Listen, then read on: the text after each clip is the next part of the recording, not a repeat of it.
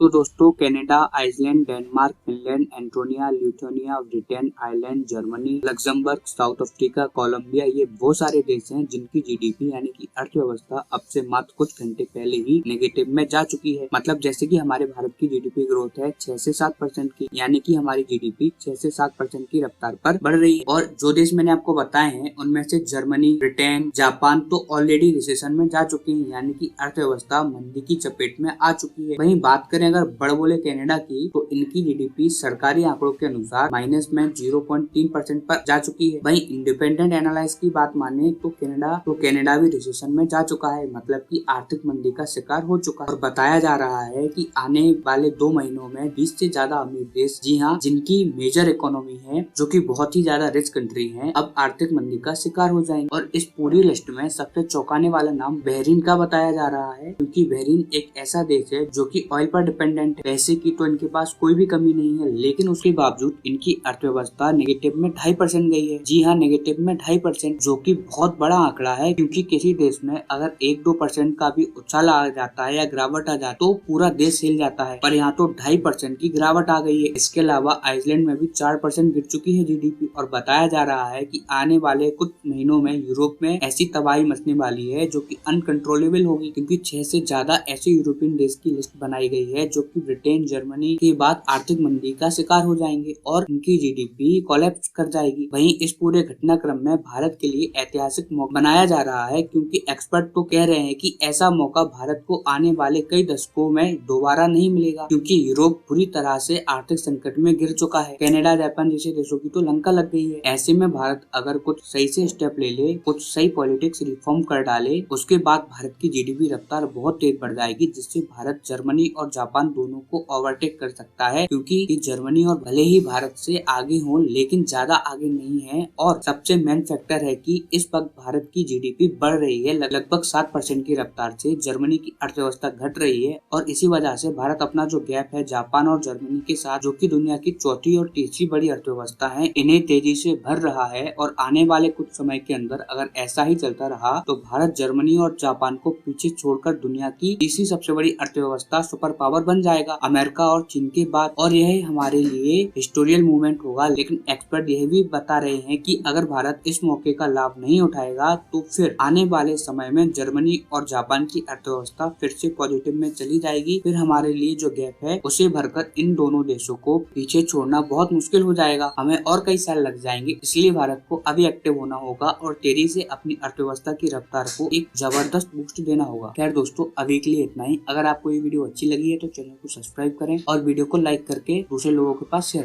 तब तक के लिए thank you, keep watching this.